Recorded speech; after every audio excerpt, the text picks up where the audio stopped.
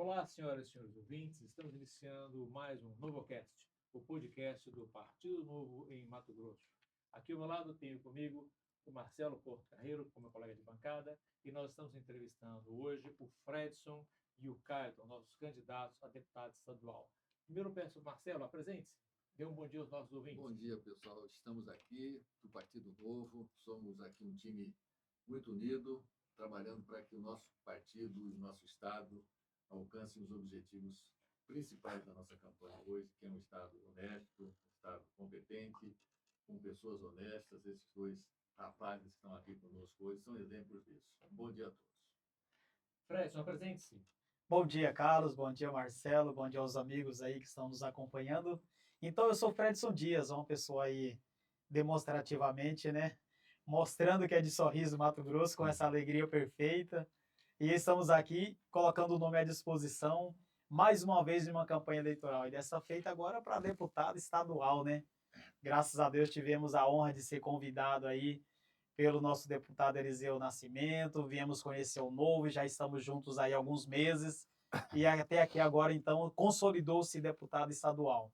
Tem uma origem simples, humilde, a gente veio ali do interior do Maranhão com 6 anos de idade, morei em Peixoto de Azevedo por 8 anos, saí de lá com meus 14 anos, e como um bom trabalhador, já como eu iniciei minha vida ativa aí com 6 anos de idade, picolezeiro, com 10 anos eu trabalhava em uma farmácia, aplicando soro nos garimpeiros, ali em Peixoto de Azevedo, com 10 anos de idade. E assim a minha vida foi se construindo, trabalhando muito, vendedor ambulante nas ruas de Peixoto, morava ali no bairro Mãe de Deus. E também vim para Sorriso com 14 anos de idade. E ali eu estou há 32 anos construindo a minha história. Hoje tenho uma empresa, tenho meus cursos superiores, graças a Deus tive o privilégio de estudar bastante. E chegamos aí com 2 cursos superior, pós-graduação. Nesse percurso também construí a minha história com a família, tenho 2 filhos, 2 netos, e graças a Deus construí a minha história. Fui gerente de algumas empresas, e com essa experiência que a gente foi adquirindo ao longo do tempo, cheguei a abrir minha própria empresa em 2012, portanto, há 14 anos atrás. Hoje atuo no ramo no ramo de comunicação visual, Sorriso Comunicação Visual, essa camisa amarela que é conhecida ali em toda Sorriso, né? E graças a Deus a gente veio aí também, sempre agregando, trabalhando, desempenhando. Eu sou aquele cara que acorda às 5 da manhã e durmo quando descanso 1 hora da manhã, e minha vida foi sempre essa. Então não sobrou ainda nenhum minuto ainda de folga. E estou aqui agora, nesse momento, juntando trabalho, serviço prestado, empresa, mas coloquei o meu nome à disposição e estou pronto para desafiar. Porque eu já coloquei meu nome algumas vezes para vereador, 4 vezes, eu não desisti ainda, já vai vir próximas, né? E agora deputado. E se Deus quiser, vai dar tudo certo. Fui bem votado em Sorriso, como a legenda é bastante disputada. Fiquei suplente de 3 mandatos, assumi por 11 vezes na Câmara de Sorriso, e a gente foi adquirindo uma experiência muito grande, né? Com isso aí, fomos trabalhando e sempre envolvido no meio político da cidade. Tenho trabalho prestado como presidente de bairro também, como agente de fiz parte aí da comissão de saúde do município, fui líder de jovens da Igreja Evangélica Assembleia de Deus, diácono da igreja. Tivemos, assim, já uma grande experiência, né? E estamos bem preparados hoje para ser deputado. Já tive várias vezes na Assembleia Legislativa, conhecemos um pouquinho do Legislativo, e para nós, assim, é um orgulho muito grande fazer parte do time do Novo, colocando à disposição. Encontramos amigos aqui como vocês, Marcelo, Carlos aqui, e incríveis para nos ajudar e colocar isso à disposição para atender todo o estado de Mato Grosso.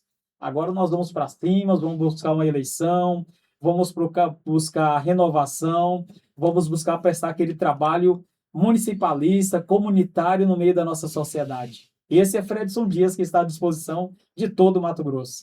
Bacana, Fredson. Caio, agora é a sua vez. Apresente-se, dê um olá para os nossos ouvintes e apresente-se um breve relato de quem é o Carlos, né, que o Fredson fez. Bom dia, pessoal. Bom dia, Carlos. Bom dia, São Marcelo. Bom dia, Fredson Dias e todos que estão aqui. Irmão do Salão, sou irmão do Salão, né? Candidato a deputado estadual. E hoje a gente está aqui nesse momento importante para nós.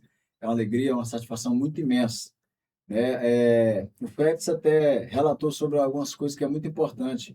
Uma frase que eu sempre carrego é: sou nordestino de alma e coração.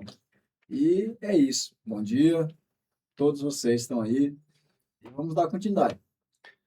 Bacana. Você quer começar as perguntas? Então, eu gostei muito da apresentação de vocês, mas seria interessante, por exemplo, o Caliton tem um nome, Tem. usa uma expressão para se apresentar. Qual é a origem dessa expressão, Caliton? Olha, cara, essa expressão irmão do salão é interessante porque é uma história, né, cara? Em 2010, em 2010, 2011, a gente resolveu ali, a gente trabalhava como mecânico de carro, e aí, por essa época, até também conheci o Freds, né, buscando peça para cá, e a gente começou a história ali. Porém, eu fui com 3 meses só. Só que eu tinha o objetivo de alcançar justamente esse empreendedorismo, né? Essa forma de trabalhar, exatamente não trabalhar para os outros, mas trabalhar para mim mesmo. E naquela época eu trabalhava numa mecânica chamada HX Caminhoneta lá no Sorriso, e meu objetivo era trabalhar só 10 anos. Aí, nesse ponto, surgiu a ideia. Aí foi aonde que a gente resolveu colocar um salão. Só que o recebimento que eu tinha recebido, exatamente o acerto que eu tinha feito da empresa lá, deu R$ 600. Eu tinha 2 nomes para colocar, Carlos, 2 nomes para colocar nesse salão, né? O primeiro era Salão Super Choque. Eu gostava muito daquele desenho do Super Choque. Super, isso não é minha época, não. Só que, Não é da nossa época. então, assim, eu gostava muito daquele desenho, só que aí eu falei assim, cara, já pensou se eu colocar Super Choque? Quando de repente o pessoal pega choque aí não vai dar certo. E aí eu estava engateando na parte cristocêntrica, né? Aí foi aonde que veio a ideia, aí coloquei Irmão do Salão. Aí dali para frente, 2010, por exemplo, começou a surgir a história do Irmão do Salão, né?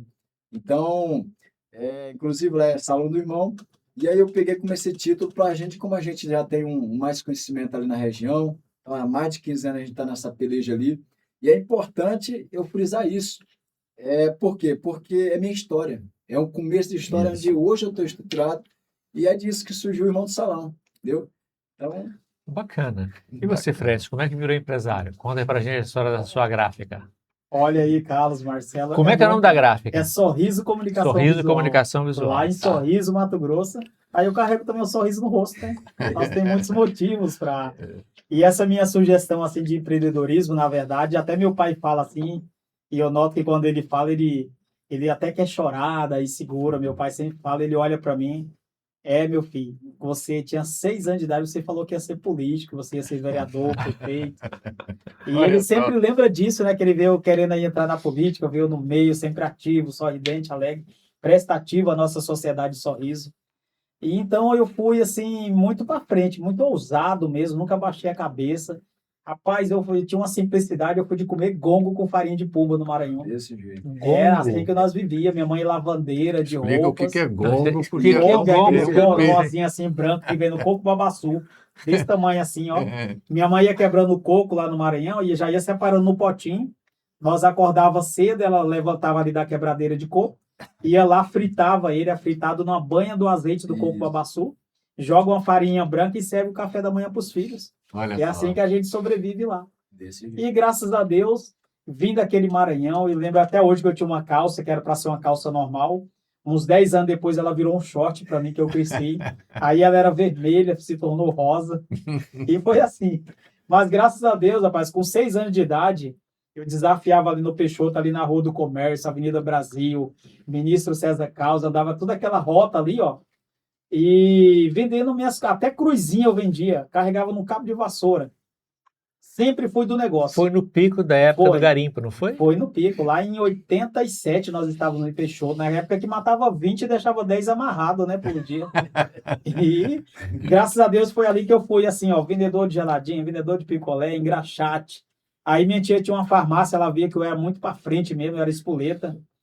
Aí ela me deu um emprego na farmácia. E, rapaz, eu metia soro no braço dos garimpeiros lá, porque não tinha nem hospital direito naquela época, tinha o tal do Hospital dos Garimpeiros. Ficava 200 garimpeiros na fila, esperando e morrendo na fila, morria. Só que eles corriam para a farmácia, tinha 20 mesas ali, entendeu? Para servir eles. E aí minha tia só ia me dando os soro, eu enfiando na veia ali, colocando, amarrando, corria de bicicletinha lá na casa do garimpeiro, colocava soro, porque não tinha vaga na farmácia. E foi minha vida, sempre assim, esse desafio. Cheguei lá em Sorriso aos 14 anos, em 94.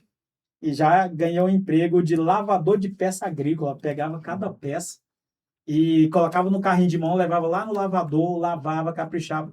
Ali, graças a Deus, me empenhei muito, me dediquei e fui promovido a vendedor com 18 anos. Na primeira promoção, já fui chamado o dobro de salário para a gente... Só um minuto, deixa eu cortar o som aqui.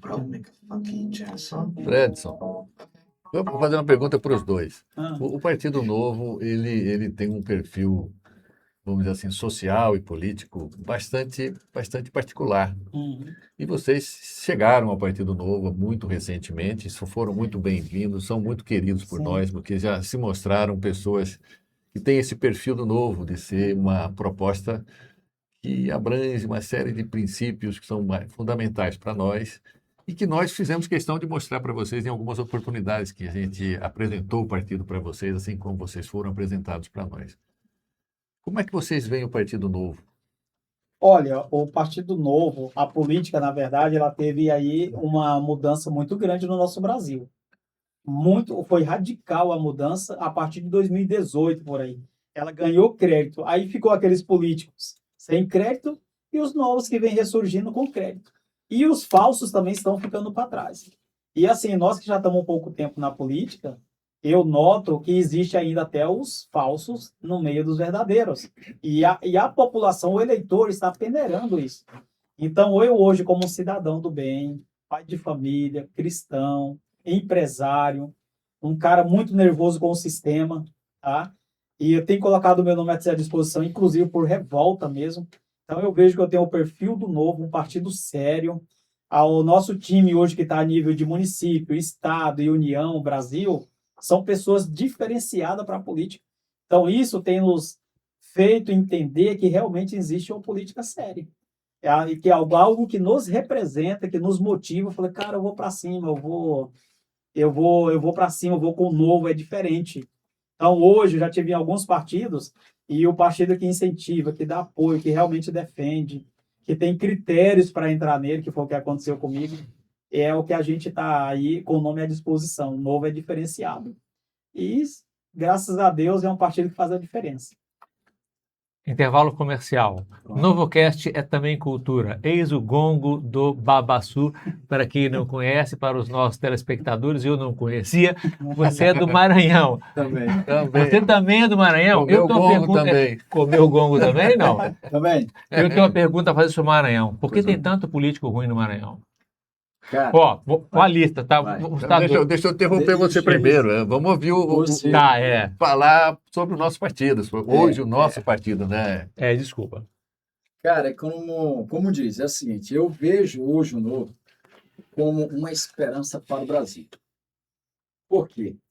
É justamente o que o Fred já destacou aqui, alguns pontos muito positivos. É sobre a questão da revolta, da gente ver as coisas que acontecem nessa nossa política e a gente realmente se sente revoltado. O que não dá é justamente para aceitar, justamente sobre tanta roubalheira e decepção nesse Brasil sobre a questão da política. Mas eu vejo o Novo como uma esperança, uma renovação, né? E realmente trazer assim ele traz um fundamento muito importante. Eu fiquei assim quase preocupado para responder as perguntas, porque é pergunta demais. Só que eu entendi uma coisa importante, é justamente sobre isso, selecionando pessoas capacitadas e realmente com uma ideia favorável para o desenvolvimento do país com mais firmeza. E isso é importante. E é isso que o Novo defende. E eu acredito que não só hoje, mas como daqui para frente, certamente nessas eleições, nós vamos ter candidato mais forte, candidato mais, né, pessoas com ideia nova. Então, a esperança para nós de estar no Novo hoje eu me sinto honrado. Eu confesso com toda certeza, né, na verdade, eu vasculhando a rede social, uma certa vez, lá, né, em 2025, lá pelo finalzinho, E aí, revoltado com aquela situação, né, da política, e eu caçando um meio de fazer com que eu fosse uma ajuda para que o Brasil também viesse mudar.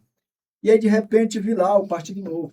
E aí comecei verificar, né, as ideias, verificar as pessoas, acompanhar ali aquele momento ali bacana sobre o que o Partido Novo ele expõe para a gente realmente pesquisar e observar algumas ideias que são favoráveis para justamente a família, né, os princípios e os valores. Isso é importante.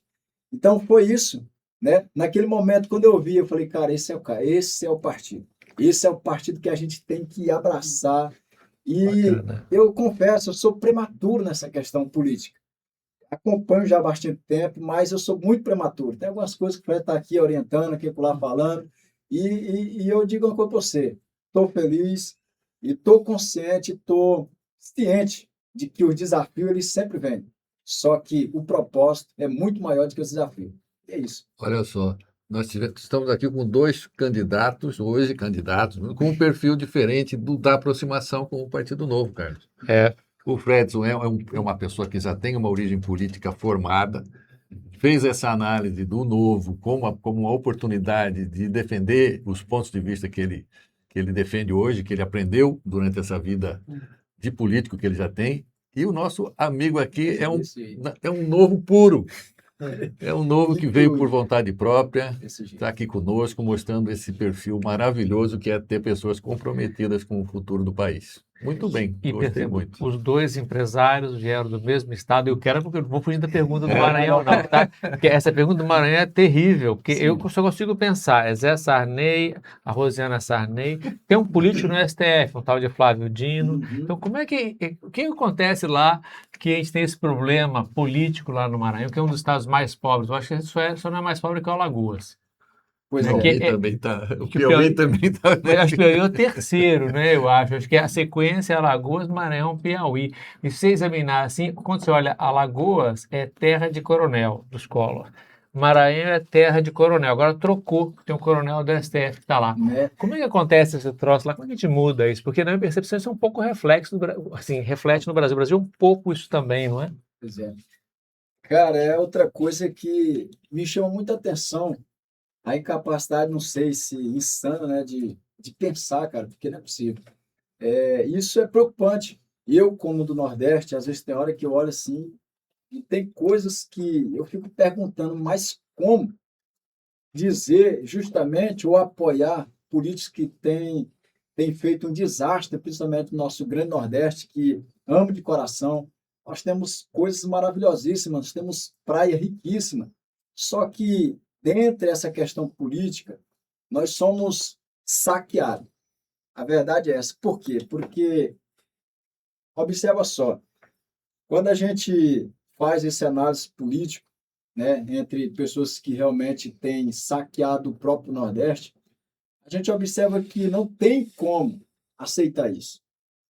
E o que me chama a atenção mais é porque os nordestinos, e são pessoas humildes, como o Fred já destacou muito bem aqui, e aproveita dessa situação, né? E a gente fica triste, porque pessoas que às vezes não conseguiram ter ainda uma amplitude da sua visão. E aí acaba sofrendo. E triste mais é porque, diante, Fred, dessa situação frágil que os nordestinos têm, e esses políticos, eles vão lá e massacram. Como? Porque observa só, se toda essa força que vem do nordestino inverte nesse povo, qual seria o resultado? Era para ser o melhor estado do Brasil, era para ser a melhor região do país, porque eles estão no poder há 20 anos. E quando se faz um reflexo, aí se pergunta, mas como? É onde entra aquela questão, a fragilidade da humildade, da simplicidade. Eles acabam fazendo isso. E triste, cara. Mas eu não sei nem o que explicar. Fred, isso é contigo. A única coisa que eu sei do nordestino é que, antes de tudo, ele é um forte. Porque ele recebe isso tudo com essa postura que você acabou de falar, com a humildade, com a tranquilidade. Sim. E não teve a oportunidade de mostrar essa força que você acabou de falar. O nordestino é um forte, só que não dão a ele a oportunidade. Vamos lá, continuando com a sua... Então, Carlos e Marcelo, essa é uma resposta bem complexa, né? Nós temos que colocar dos dois lados até para Claro. falar. É, Claro. É isso. Aí eu chego aqui agora, nesse momento, como maranhense, me considerando um cara de sucesso, graças a Deus. E eu falo para vocês como eu já iniciei a minha história. Filho de uma mulher que lavava roupa para sobreviver, que quebrava coco, um pai lavrador, depois se torna garimpeiro, e por último, servente de pedreiro ali em Sorriso. E eu posso falar para todos os nossos amigos que estão nos acompanhando agora. Eu tive duas oportunidades, que escolher duas. Ou eu escolhi ser aquele maranhense para ficar no Maranhão, que meu pai que tomou atitude, pois nós era criança. Sim. E continuar aquele menino trabalhando na roça, roçando juquira para ganhar R$ 40, ou meu pai tomava coragem, uma atitude e viria até Peixoto para tentar pelo garimpo. Ele preferiu o Peixoto de Azevedo. E nessa atitude veio nós com essa coragem e determinação. E o que entrou bem na minha história, que hoje é um sucesso fundamental, que eu analiso, e é por isso que eu me preocupo, hoje o que transforma a pessoa, em primeiro lugar na vida de um ser humano, é a educação. A educação é fundamental. Ela abre uma visão, ela transforma, e aí depois vem a saúde, que quando você tem educação, você cuida de tudo. Eu até tenho um conceito próprio que eu observei, porque muitas das vezes tem criança que tem piolho, várias doenças. E aonde entra essas doenças? Na classe mais baixa. Por quê? Por causa da sujeira, da pobreza, da falta de cuidado, da educação. E era isso que nós tínhamos esse desafio na nossa infância. E a partir de quando você toma um conhecimento, aí vem meus filhos. O que acontece? A gente cuidou melhor, diferente. E hoje o posicionamento dos meus filhos é totalmente diferente do meu. Então eu falo, meu pai veio de um jeito, aí eu vim de outro, aí meus filhos vieram melhorados. E outro, resumindo, é a educação. Então, graças a Deus, com a educação eu cheguei muito longe, estou caminhando, estou acelerando ainda meus passos, não recuei. E aí é onde entra a questão do Maranhão. Gente, hoje nós tivemos aqueles políticos que, olha, não sei nem que lugar que eles merecem. Pessoas que nunca olharam para o ser humano como ser humano. Eles tiraram a dignidade do maranhense. Eles tiraram a dignidade daquele povo. Hoje, com muita custa, alguns estão tendo uma mudança intelectual, estão conseguindo estudar. Até tive lá há pouco tempo no Maranhão, e eu tenho uma tia que tem 23 filhos, todos de direita, todos criados na igreja. Eles têm um templo dentro da fazendinha deles. Tá? Hoje, todos eles quase concursados. E até eles falam, primo, aqui existe uma diferença no Maranhão. Tem o Maranhão Sul, que é extremamente direita, que tem agricultura, tem lavoura, tem o povo trabalhador. E tem o Maranhão Norte, que divide o Maranhão no meio, que é onde está a extrema pobreza, que é a Baixada de São Luís, e a miséria. E o povo não tem acesso à escola, não tem acesso a estudo. Então, para eles ganhar aquela bolsinha lá que ajuda, que graças a Deus eu nunca dependi dela, e eles ficam ali votando naquele povo. E eles não dão estudo para eles, não dão qualidade, não ajudam a desenvolver, não formam como pessoas. Então, o Maranhão tem um lado rico, tem um lado pobre, e graças a Deus o Maranhão está avançando. E eu acredito que eles podem mudar com essa política agora. Tem um candidato lá, que é o Laércio Bonfim, muito bom, tá? É um cara de extrema direita, exemplar. Investir na educação, transformar aqueles maranhenses, mudar aquele conceito. Até eu falo, poxa, por que não dá para os gaúchos ir lá, abrir agricultura, que eu falo sempre o seguinte, o gaúcho, ele é loucão, ele arrisca, o sulista. Aí ele fala assim, eu vou lá, se não der certo eu sujo o meu nome e acabou comigo. E aí ele pega o maranhense que tem coragem para trabalhar. Meu amigo, se levantar a riqueza com o potencial que teve Sorriso, eu falo gaúcho por causa da referência de Sorriso. O gaúcho, ele entra com a coragem, o maranhense com a força de trabalho. Meu amigo, aquele Maranhão se transforma em 10 anos, vai se tornar o estado mais potência do Brasil, pode-se dizer transformador. Então, hoje, esse conhecimento está na educação. Esses políticos colocam um cabresto nas pessoas, pessoas que não procuram desenvolver, não procuram tomar um conhecimento, não procura saber o que é uma gestão pública. Hoje nós estamos ouvindo de cidadão aí, eu não quero nem saber de política, eu não sei nem quem eu vou votar. E muitas vezes a gente chega com o nome, não, eu vou votar em você, que eu não tenho nem quem votar. Poxa, era hora de se analisar, ver o nome, ver o perfil, ver a atitude da pessoa e escolher, porque é isso que vai administrar a vida dessa pessoa politicamente. Hoje, se está ruim para nós, se nós temos um presidente horrível, um ladrão, um bandido, um cara que foi preso, que está aí desviando, que nós estamos numa crise, é porque foi escolhido mal. E tem gente que ainda fala que é bom. Bom não sei para quem. De 0 a 10 eu dou 0,0 para esse presidente. Cara, os ministros desse cara, não tem um perfil de ministro, de administrador. Pessoas que discursam super mal, que não tem um vocabulário, que não tem nada. É isso que nós queremos para o nosso Brasil, que tem que ser transformado, tem que ser mudado. Hoje, até eu falo o seguinte, nós é que estamos na contramão do Brasil. É os brasileiros que têm coragem. E aqueles que não têm, ficam lá achando que tá bom, que achando que tá bom, que tem que ter bolsa, que o rico tem que ficar pobre, que o pobre tem que ficar... Poxa, o rico tem que ficar muito rico e o pobre tem que melhorar a vida dele. E um dia ele chega na riqueza, através da educação. Paga o preço, faça a diferença, faça igual eu, 35 anos de banco escolar estudando. A minha faculdade era como hoje, ganhava 2 salários e meio salário ia para os meus estudos. E eu já era casado e tinha filho. Nunca precisei de uma bolsa. E eu não recomendo bolsa para ninguém, não recomendo fiéis. Cai fora disso, tá? Você consegue pagar. Quando a pessoa quer, ele consegue. É só você ter o propósito e a confiança. Então eu tenho assim, ó, muita dó do Maranhão. É a política suja, é a política da venda de voto, é o conceito que tem de vender voto. Gente, pensa diferente. Analisa o perfil do seu político, o crédito dele, a origem dele. Vamos parar com isso. Hoje eu trago até para o Mato Grosso, né? Meu, para de... Olha para o nosso governador hoje. Vou citar o nome dele, Mauro Mendes. Esse cara eu nunca foi... Para mim ele não é um bom político, eu avaliando ele. Um cara que foi lá em Sorriso, prometeu o Deus e o mundo no começo da campanha. Cumpriu um pouquinho no último ano do mandato dele. Para quê? Para ele se reeleger. Aí ele vem prometendo de novo. Aí agora ele está concluindo algumas coisinhas lá e deixou o resto. Nós temos um hospital regional precário, nós temos uma saúde precária. Se nós formos puxar assim, ele fez a duplicação da BR, ele é o gestor, ele é o executivo do Estado. Quanto que esse cara não pegou emprestado, financiado, que vai sobrar para o próximo governador? Entendeu? Será que ele é um bom gestor mesmo? Quanto que foi para o bolso dele que está aprovando aí agora? Será que ele é humano mesmo de ver nós lá, sem UTI neonatal, lá em Sorriso? Eu estou com a UPA da nossa cidade que está entupida de gente, 14, 15, 20 dias, aguardando ele ser transferido para os hospitais regionais. Está um caos a saúde no estado do Mato Grosso.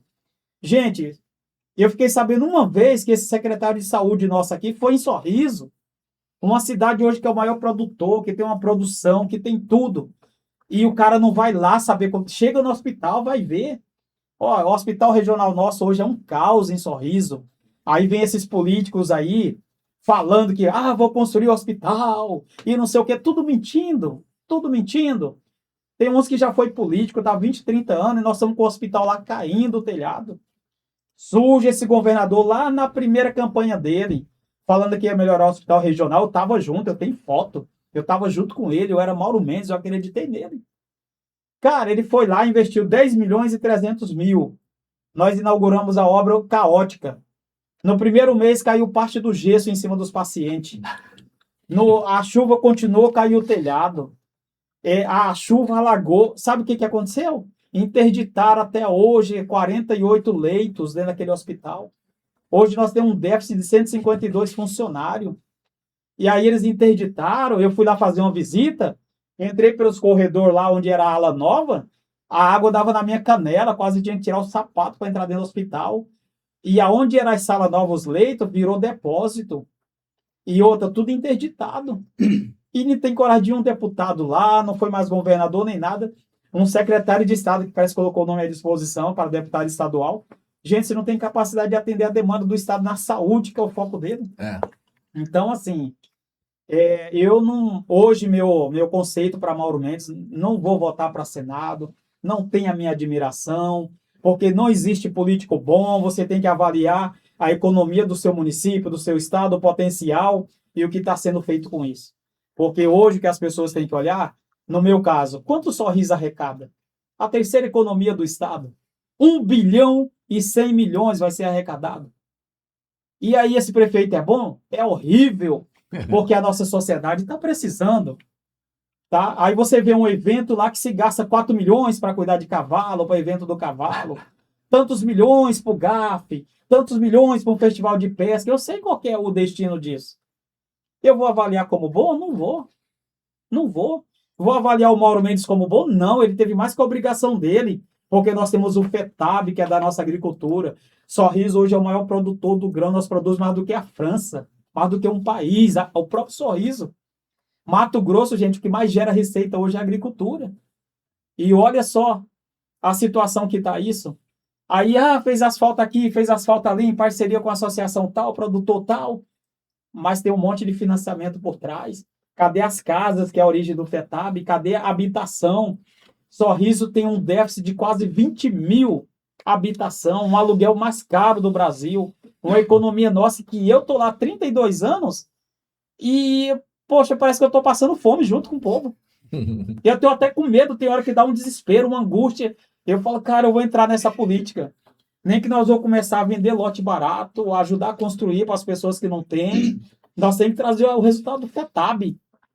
Entendeu? Aí nós vemos um governo aí, gente, se nós for puxar o tapete dele para ver as coisas, a realidade, o servidor tá brabo, tá nervoso, não tem o RGA.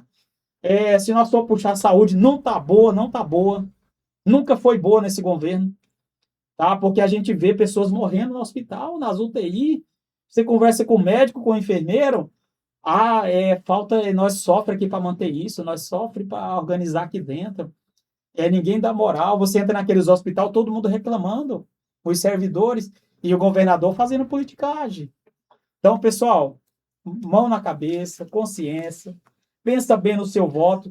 Posso não ser o ideal por falar muita verdade, que até hoje eu não ganhei política e tenho orgulho. Eu tenho orgulho. Ganhei porque eu nunca dei dinheiro para ninguém.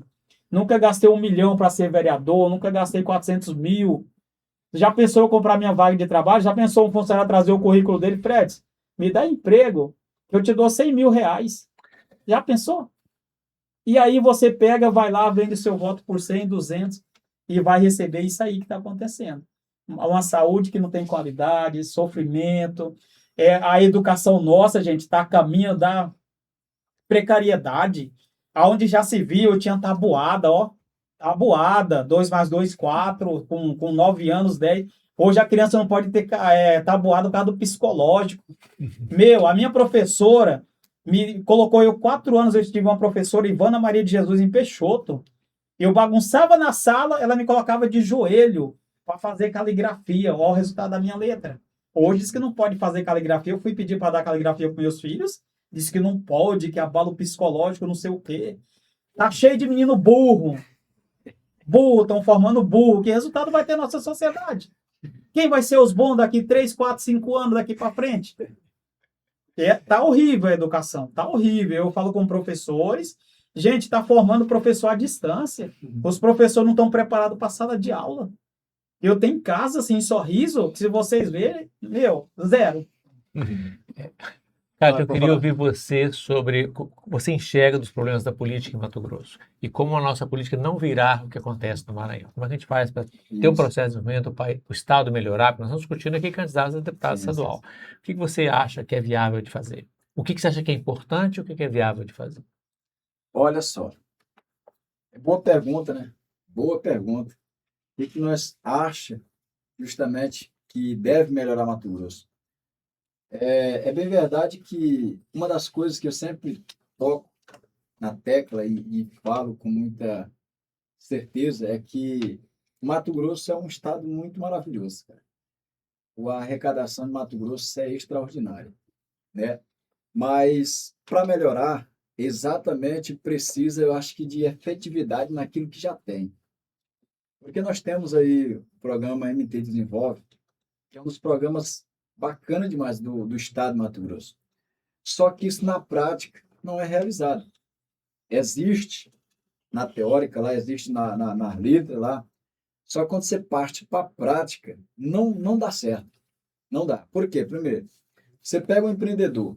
Mato Grosso, de 2026 até agora, mais ou menos, no primeiro semestre ali, 37 mil novos empreendedores, né, apareceram, só que é uma demanda que cresce demais, só que não tem isso na ajuda efetivada, com efetivo melhor.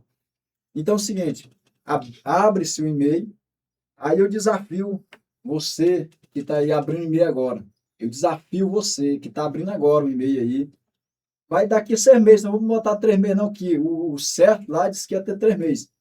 Mas daqui mais ou menos 1 ano, 6 meses, vá lá para você ver se você consegue o crédito que realmente o governo disponibiliza para você. E é disponibilizado, e justamente isso, em torno de 100 milhões, que foi disponibilizado para justamente atender essa demanda. Então, o que acontece?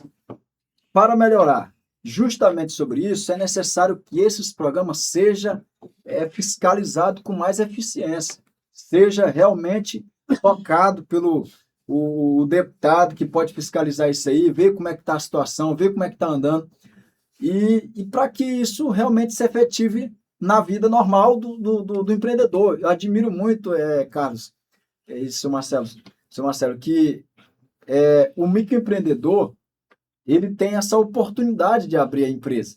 Só que o problema é que o suporte que o governo dá até tem na escrita, mas não tem na prática. E aí é onde que eu te pergunto, como pode haver um crescimento, sendo que o cabo só fala e realmente não pratica naquilo que realmente deve ser? Eu faço uma pergunta para você, mas perceba, o Estado ele vem, tributa as pessoas, aí isso passa para o órgão de arrecadação, passa por toda a corrupção estatal, desperdício de recursos, e uma parte do dinheiro fica lá, em tese, encaminhado para os empreendedores. Não devia ser algo muito mais simples, ó? Pois é, Reduz a carga tributária. positivo. Olha, porque perceba assim, ó, você está me dizendo assim, o Estado tem que financiar o microempreendedor? Não, é só reduzir a taxa de juros. Positivo. O que tem que Também acontecer é reduzir a taxa de juros. O empreendedor vai buscar seu empréstimo no banco como outra pessoa qualquer. positivo. O empreendedor, o Estado tem que dar dinheiro para o empreendedor. Não, é só reduzir a carga tributária. Então nós temos um problema que assim, eu vejo quando eu olho para essas políticas, eu fico horrorizado. Sim. E as pessoas, precisa ter política de desenvolvimento industrial. Eu vou dizer como é que é a política de desenvolvimento industrial. Reduz a taxa de juros, reduz a carga tributária. Pronto, está feita a política. Está feito. 90% da política é isso. E ajuda, porque uma das coisas justamente é isso, é desburocratizar, né? Para que realmente tenha acesso à facilidade, porque você imagina, o camarada que está começando a empreender agora, se ele tiver esse juro que realmente tem, o Estado, isso sufoca o cidadão, né? O cara que está querendo crescer. Sim. Sabe quando que eu vim ter o primeiro empréstimo como empreendedor lá de Sorriso, né? A primeira vez que eu fui ter um empréstimo pelo governo estadual, eu abri em 2010, eu fui conseguir exatamente em 2023, na época do Bolsonaro. Foi um momento em que ele abriu as portas, desburocratizou bastante coisa e a gente teve uma oportunidade, né? Aí de lá para cá eu tive acesso, mas o que eu tive ali foi muito pouco. Então eu já vi mais burocracia e se brincar pede até a cor da pele, viu, do caboclo. Mas esse é o, digamos, o enigma do atual momento político que a gente vive. O Carlos gosta muito de falar uma coisa, vou até pedir para o Carlos fazer essa pergunta de uma forma mais específica, que o Brasil hoje ele tem tanta normatização e tem tanto imposto sendo cobrado, e tudo isso vai para o governo federal. O Estado e o município gerador recebem uma migalha, uma parcela muito pequena. Municípios bons, produtores com boa arrecadação, como o caso de Sorriso, onde vocês estão, geram uma riqueza enorme para o país e recebem uma migalhazinha de volta. E aí a gente tem o prefeito querendo fazer às vezes, e não conseguindo porque está dependendo está com o pires na mão. Olha só, o município como Sorriso tem que pedir emenda parlamentar para o político, para depois ficar dependente dele para as ações que o próprio município tem que tomar. Não, tem um deputado que nos ajuda, graças a Deus, e lá vai o voto para o deputado. Na verdade, não podia acontecer isso, Não. porque o município rico como Sorriso, ele teria que ser o cara que poderia oferecer, e não o cara que está aqui pedindo ajuda. Pô, me dá uma emenda aí, eu preciso arrumar um hospital, precisamos fazer uma obra de contorno rodoviário da cidade, coisas desse tipo. São obras infraestruturais e importantes para os municípios. A segurança pública, nós ainda não falamos disso, precisamos falar. É um absurdo, né? O recurso não devia estar no município, no bolso do cidadão, porque o problema que o Marcelo está mencionando e que eu concordo integralmente é assim, peraí, a gente não tem que pedir para o Estado não financiar a gente, é só o Estado não receber o dinheiro, porque honestamente o Estado gasta mal demais da conta. Quer dizer, para que eu preciso de um intermediário, um deputado, um monte de burocrata para fazer o dinheiro que saiu do meu bolso? Então essa é a minha pergunta para você. Eu não devia estar brigando por mais federalismo, quer dizer, mais dinheiro nos municípios e nos estados e mais dinheiro, uma carga tributária menor, menos dinheiro no bolso da União, porque a União não faz nada de muito útil? Olha aí, Carlos, então, e aí eu vejo da seguinte situação, tá? Toda a parte de gestores, eles estão preocupados com a satisfação pessoal, talvez eles falem boa gestão, que não existe, né? Aí eu fico com as suas palavras, uma boa redução dessa carga tributária. E outra coisa, tá tendo reajustes aí, tudo no silêncio, tudo quietinho. Se nós formos olhar, gente, a carga tributária tá altíssima, tá aumentando os percentuais. Fora que antes nós empresários, eu falo todo mundo, a gente conseguia sonegar, desviar alguma coisa. Hoje é impossível. Para você ter uma ideia, a carga de soja hoje do fazendeiro, ela tem que sair da fazenda com a nota fiscal para o armazém. Entendeu? Ali ela já começou a gerar imposto, ela vem para o porto, ela vai para onde, vai importar, vai só gerando a carga. E outra, é igual você falou, aí não está chegando para o cidadão na ponta da corda. Nós estamos tendo superávit de arrecadações em meio a uma crise, entendeu? E olha a dificuldade. E assim, igual o Sorriso hoje, qual que é o retorno que nós temos? Gente, nós não temos muitas obras lá, não tem nada. Um município que arrecada, que produz, que manda.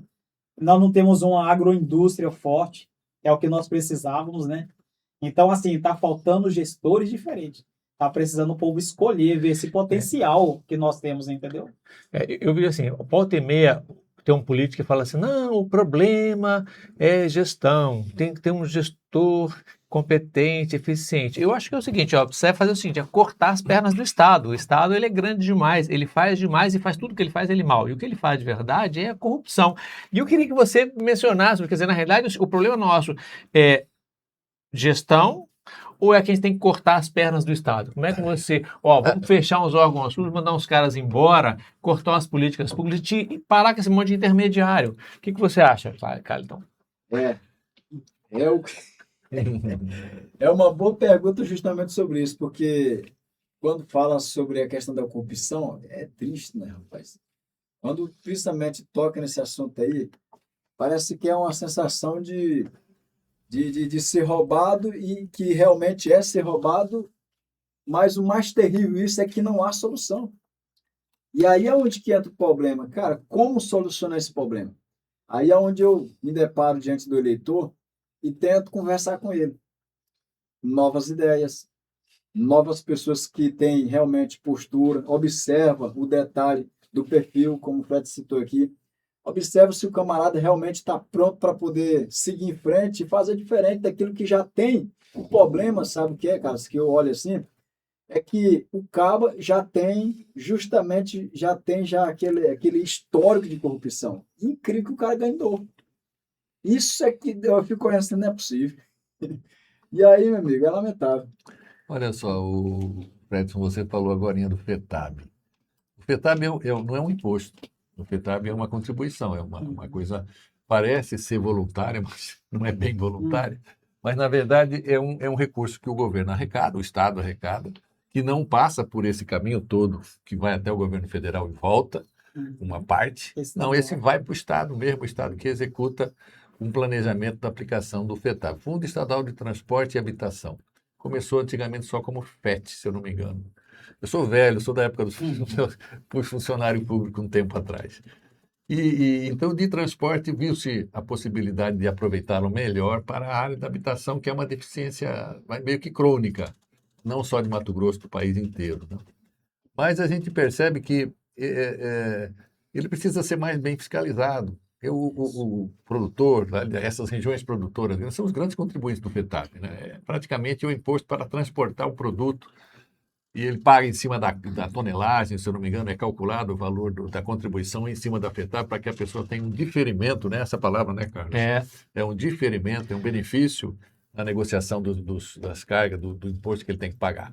Mas, de qualquer forma, a minha sugestão a vocês que estão aqui se candidatando a deputados estaduais, que participem de trabalhos que fiscalizem a aplicação do recurso público. Não só a distribuição, mas a aplicação efetiva, porque é ali que acontece o eventual desvio, é ali que acontece o mau uso do erário público, né?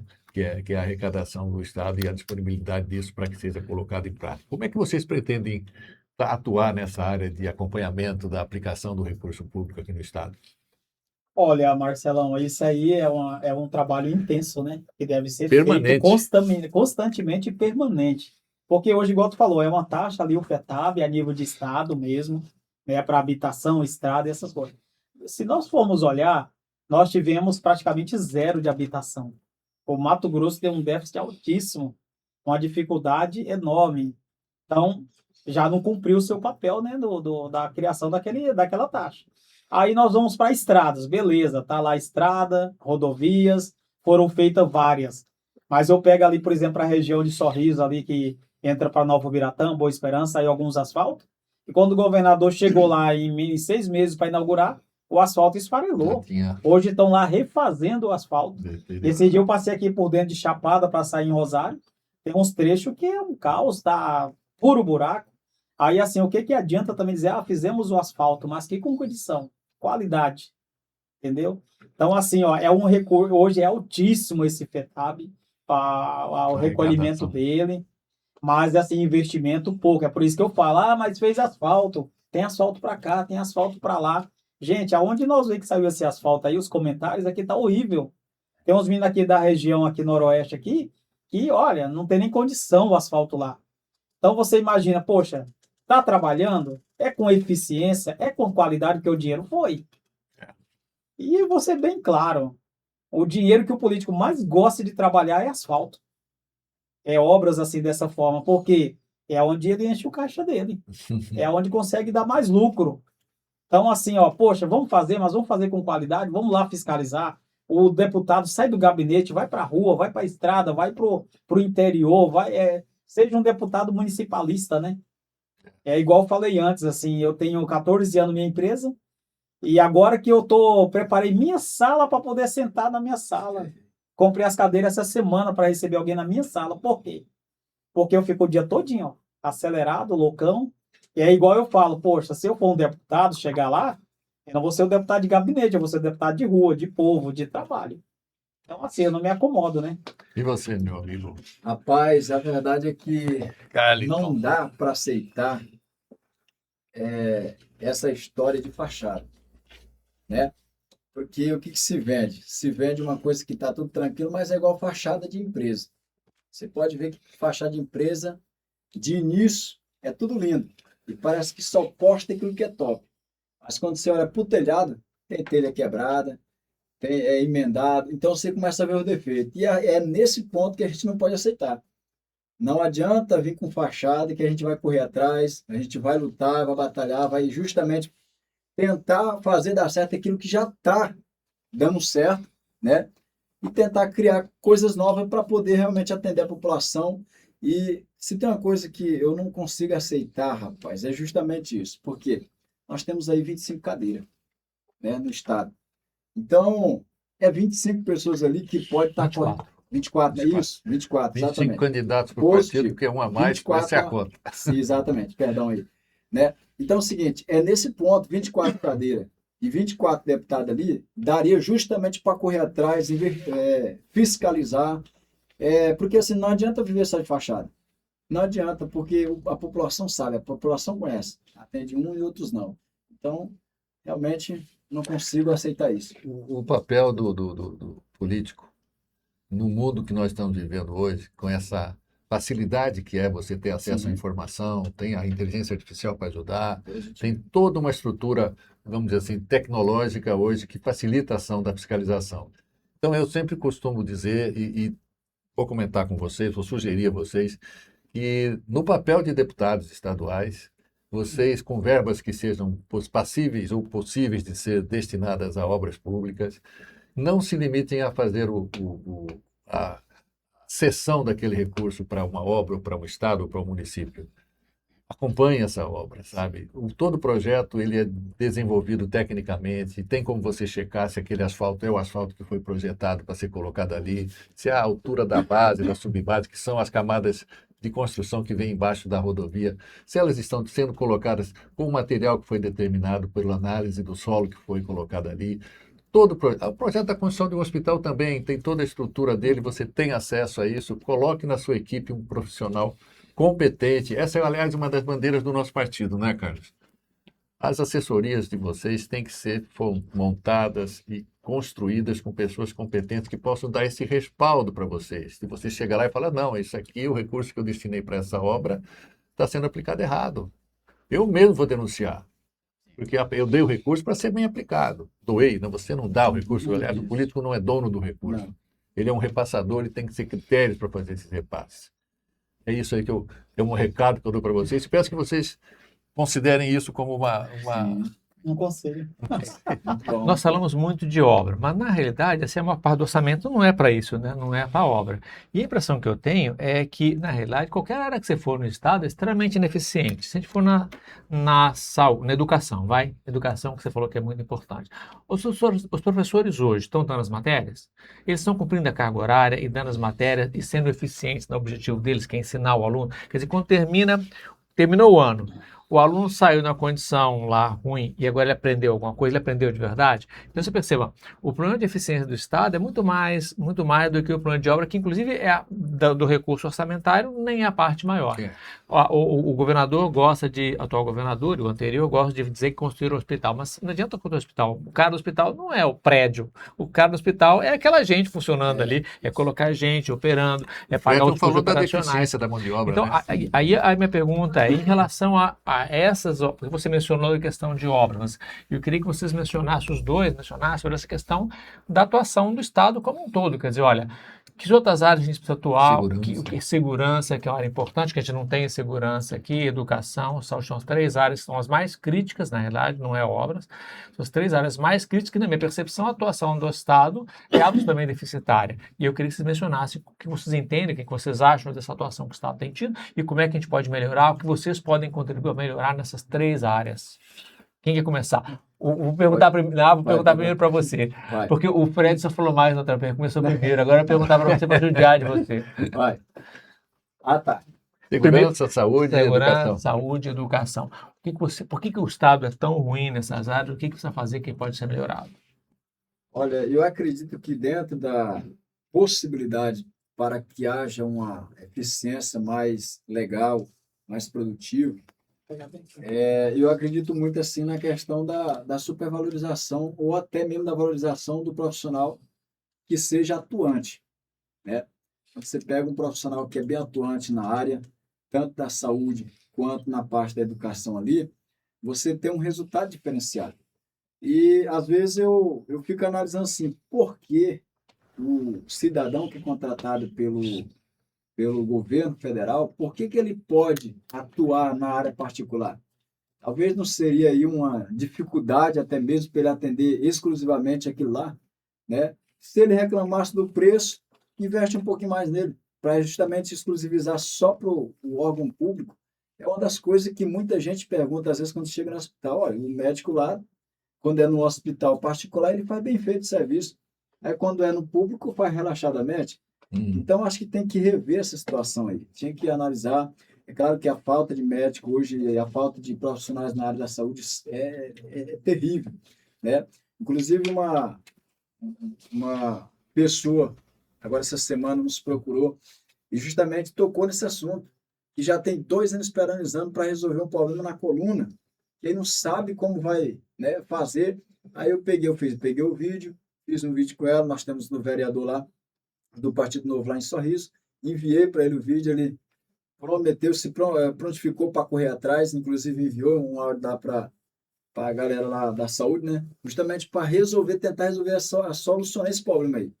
E é uma coisa que eu acho que é indiscutível sobre essa situação, porque do jeito que está, não dá para ficar. Tem que melhorar. Por exemplo, a educação também, do mesmo jeito. Eu acho que talvez o nosso pior problema, como o Fred já destacou, seja essa questão da educação. Esses 2 dias atrás, agora eu estava lendo um pequeno texto lá de um livrinho que foi disponibilizado pelo governo. Cara, realmente, eu dou nota 0 para aquele livrinho lá. É uns livrinhos para criança, é um incentivo, mas história sem pé e sem cabeça. Não tem história, cara. E aí começava a dizer com uma plantinha e tal, mais, e depois ia virar um menino. Não, totalmente fora. Eu desconsidero, eu desqualifico aquele incentivo de texto. Eu acredito que mais se fosse um incentivo mais voltado até para o próprio Estado, seria mais ideal. de que a história é sem pé e sem cabeça. Eu desafio agora aqui, né? Aquele livro que foi recebido lá pelo governo, foi distribuído pelo governo do Estado. Os livrinhos pequenos para incentivo da criança, aquela coisa toda, mas é muito sem sentido, não tem sentido. Então, eu não vi muito lucro naquilo ali, eu acho que tem que melhorar e realmente precisa melhorar. Você, Fred, sua vez. Então, Carlos, Marcelo, esses são os principais temas hoje, né, que preocupam o governo, é o pilar do governo. Eu sempre coloco assim, eu sempre fui mais saúde, entendeu? Lá em Sorriso, sempre foquei em saúde. Mas eu comecei a analisar, eu falei, poxa, se a gente for ver, o primeiro pilar mesmo de um gestor é a educação, é essencial.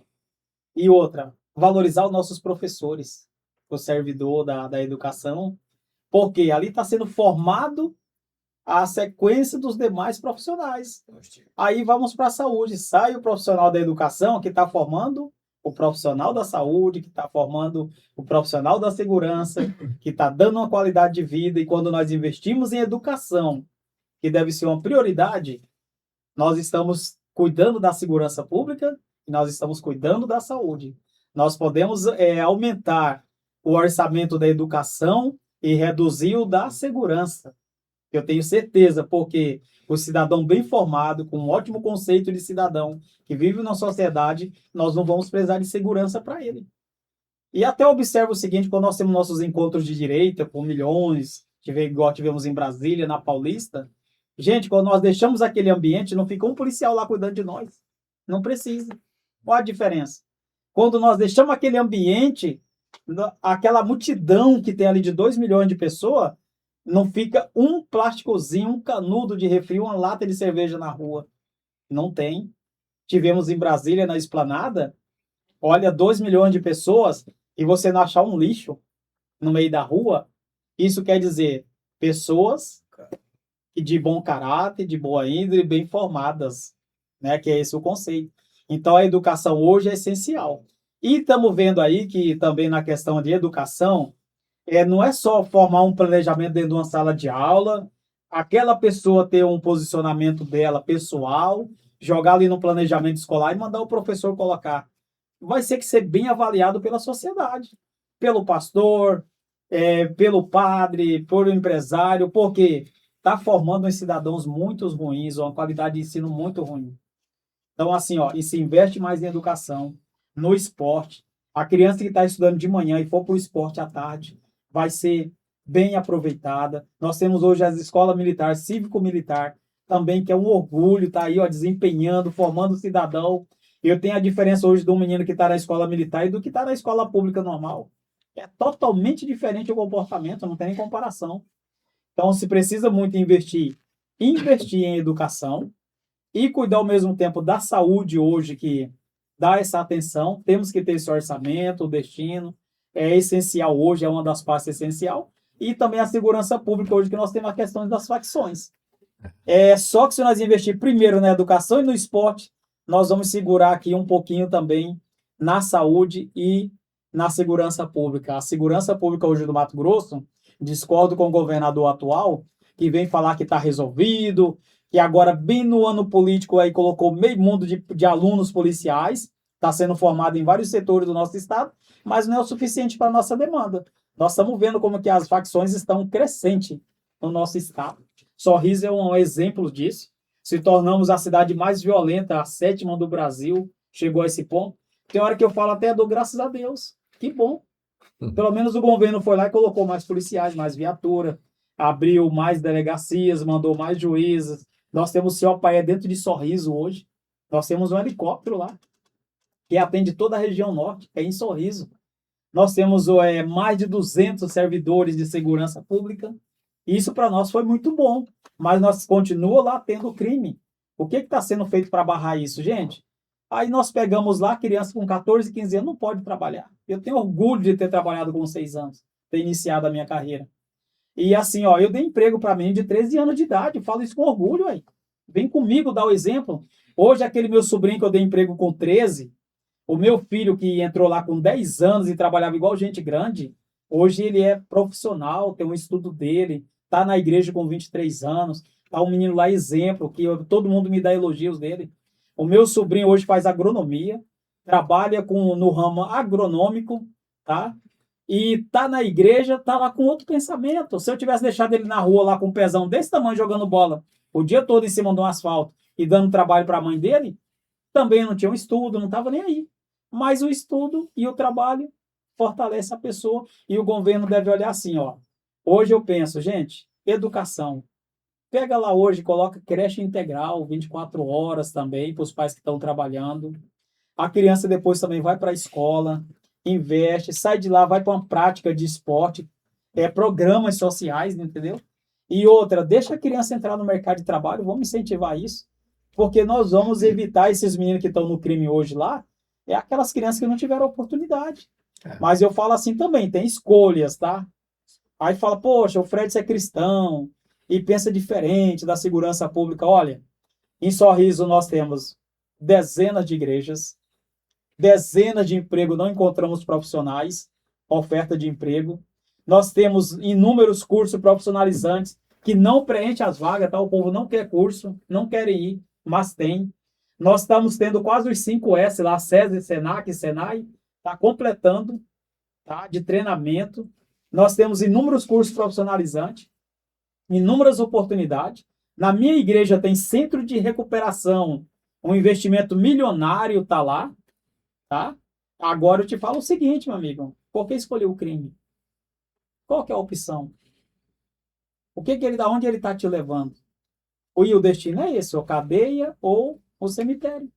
E aí o que está acontecendo em Sorriso? As autoridades nossas, por exemplo, nós temos um GGI lá, um gabinete de segurança pública.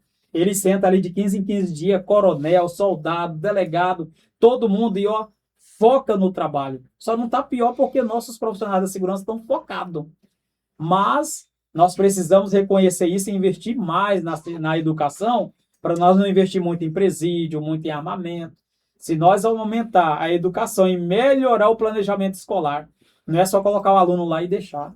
Tem outra situação que eu estou vendo hoje, está surgindo muita criança aí com TED, TOD, autismo. Gente, estão deixando junto, vocês precisam ir numa escola, um profissional quase para aquela criança. Os pais estão tendo dificuldade, até a gente fala assim, nós temos que nos preparar para isso, porque tem marido abandonando a mulher, só a mulher se matando para cuidar daquele filho. Aí manda para a escola, está dando um trabalho junto com os outros alunos, não tem a capacidade de acompanhar. Podia ter uma aula de reforço também, um equilíbrio, né?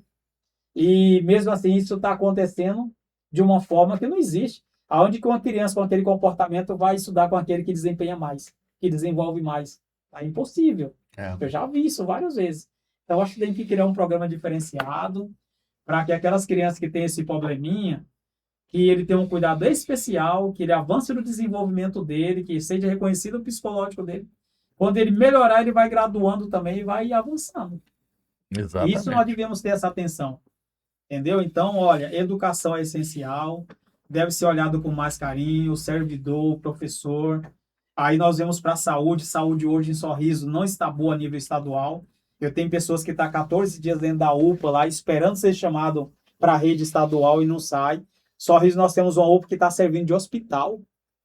Gente, nós somos o maior produtor. Aí outra coisa, eu não vejo o prefeito reclamando para o estado, eu não vejo um vereador vindo cobrar. O regional está lá daquele jeito, todo abandonado lá. Eu vi um relatório que precisava de 152 profissionais, não tem, não é chamado. Eu tive amigos enfermeiros que pediu para sair,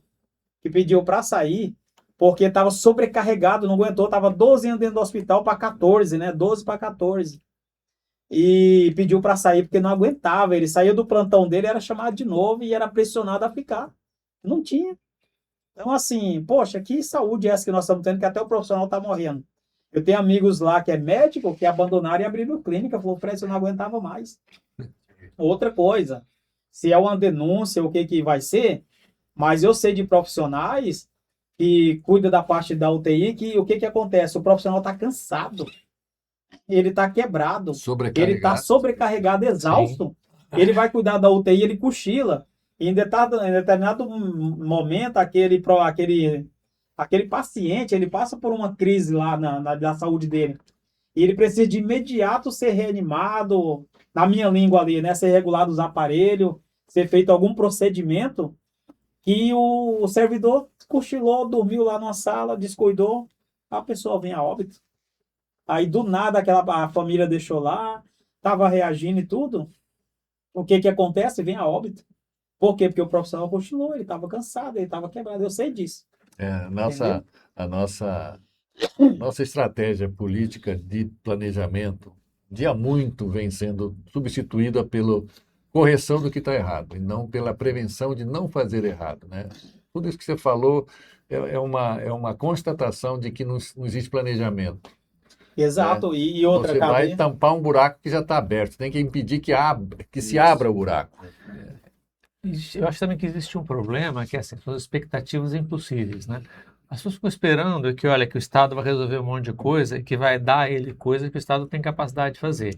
Aí o que acaba acontecendo? No caso da saúde, as demandas de saúde, honestamente, elas são infinitas.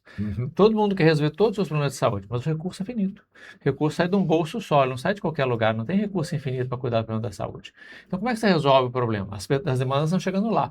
Então, a solução que o Estado está fazendo é sobrecarregar os profissionais de saúde.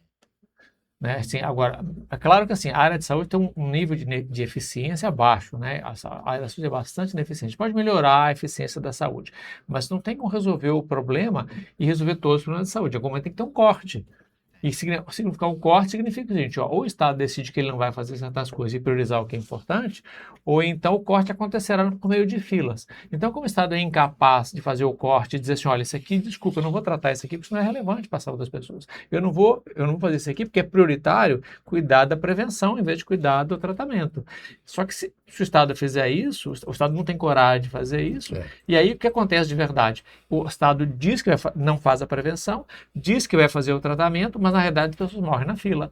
E de outro lado você tem os médicos, os profissionais de saúde de uma forma geral supercarregados, porque é empurrada a conta para eles.